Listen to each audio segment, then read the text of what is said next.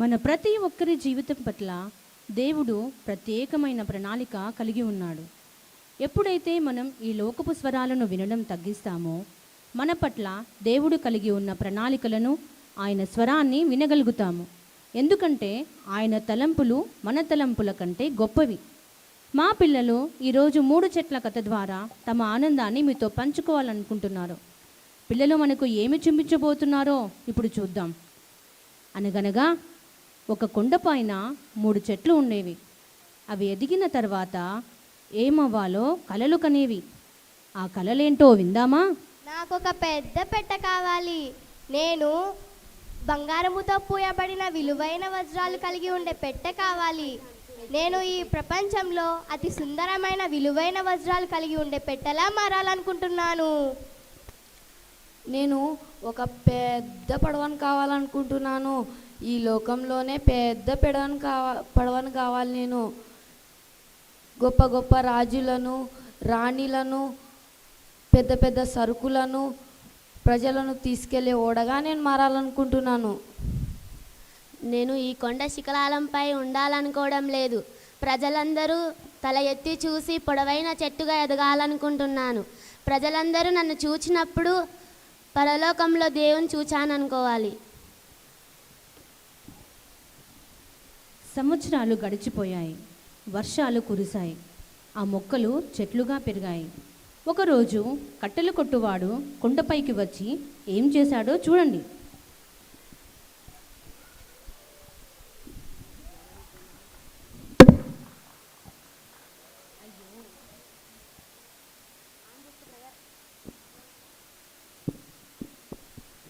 ఈ చెట్టు పరిపూర్ణమైనది కాబట్టి ఈ చెట్టు నరికేస్తాను. ఈ చెట్టు బలమైనది కాబట్టి ఈ చెట్టును కూడా నరికేస్తాను. ఈ చెట్టు పొడవైనది కాబట్టి ఈ చెట్టును కూడా నరికేస్తాను. ఈ చెట్లంతా అమ్ముకొని చాలా డబ్బులు సంపాదించుకుంటాను. ఆ చెట్ల మొద్దులు అక్కడి నుండి తీసుకొని వడ్రంగి దగ్గరికి తీసుకెళ్ళాడు. అప్పుడు మొదటి చెట్టు ఎంతో సంతోషపడింది. దాంతో నన్ను విలువైన పెట్టెలాగా చేసి పెడతారు అని ఆలోచించింది. కానీ ఆ వడ్రంగి దానితో ఒక పశువుల తొట్టి చేసి దాంట్లో గడ్డి వేశాడు. అప్పుడు ఆ మొదటి చెట్టు చాలా బాధపడి ఏంటి నా పరిస్థితి ఇలా అయిపోయిందని దిగులు పడింది.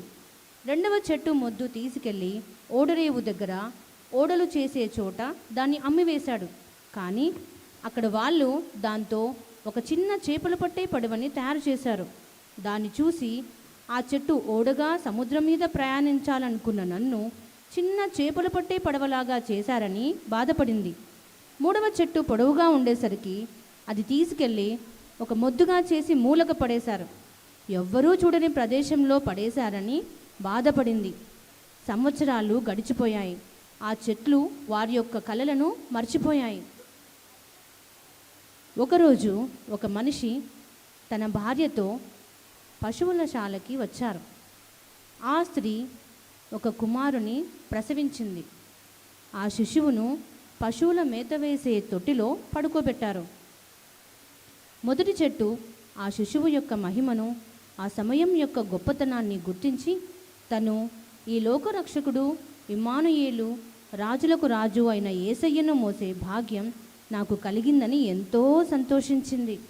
ఈ క్రిస్మస్ సమయంలో మన రక్షణను చేతపట్టుకొని మన రాజైన యేసయ్య మన జీవితంలోని ప్రతి పరిస్థితులలో అధిపతిగా ఉన్నాడో లేదో పరీక్షించుకుందాం.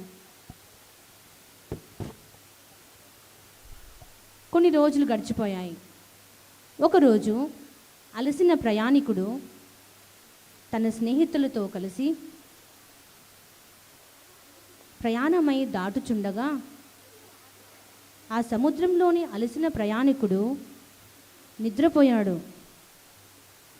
కొన్ని నిమిషాల్లోనే గొప్ప తుఫాను వచ్చింది.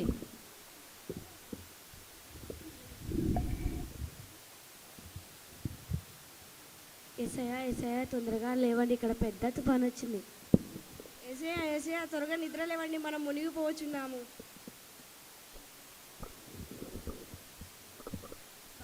సముద్రమా ఊరుకుండుము. ఎవరైనా గాలి సముద్రం ఈయనకు లోబడుచున్నాయే. అవునే, ఇది నిజమే. రెండవ చెట్టు తను మోసినది సృష్టికర్త అయిన యేసయ్యనని, ఈ తుఫానును నిమ్మలపరిచింది ఆయనే అని గుర్తుపట్టి ఎంతో సంతోషించింది. ఈ పండుగ సమయంలో మన జీవితాల్లో ఉన్న తుఫాను లాంటి పరిస్థితులను ఎదుర్కోవడానికి దేవుని సహాయం పొందుతూ విశ్వాసంలో ఎదుగుదాం. ఒక శుక్రవారం ఉదయం ఆ మూడవ చెట్టు మొద్దులను సైనికులు తీసుకొని ఒక మనిషి చేత మోయించి కొండపైకి తీసుకెళ్ళి చీలలు కొట్టి ఆ మృద్దుకే వేలాడదీశారు. అది చూసి ఎంతో వేదనతో బాధపడింది.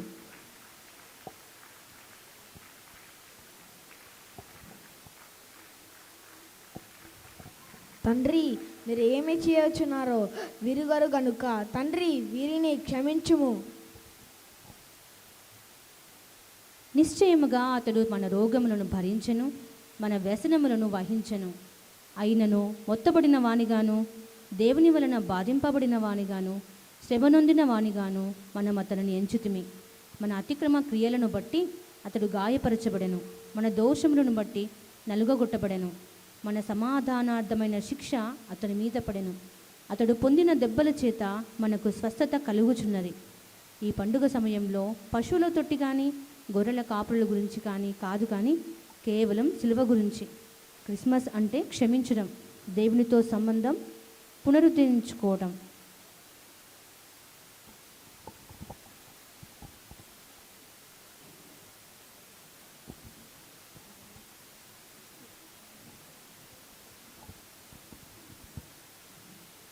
ఆదివారం సూర్యోదయాన యేసయ్య తిరిగి లేచాడు.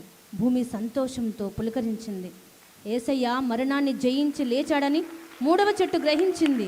దేవుని యొక్క ప్రేమ సమస్తాన్ని మార్చివేసిందని గ్రహించింది. ప్రజలు సిలువను చూసినప్పుడు యేసయ్య చేసిన గొప్ప కార్యాన్ని గుర్తు చేసుకుని మహిమపరుస్తారు. నేనే పునరుద్ధానమును, నేనే జీవమును. నా యందు ఎవరు విశ్వసిస్తే వాళ్ళకు నిత్య జీవము. ఆయన ప్రణాళికకు మనం విధేయత చూపితే మనము ఆయన కొరకు వాడబడే పాత్రలుగా అవుతాము.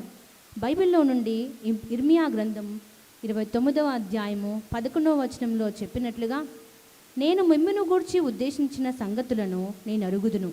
రాబోవు కాలమందు మీకు నిరీక్షణ కలుగునట్లుగా అవి సమాధానకరమైన ఉద్దేశంలే కానీ హానికరమైనవి కావు. ఇవే యెహోవా వాక్కు. రేమా చిల్డ్రన్ గ్రూప్ తరపున we wish you a blessed and prosperous Christmas.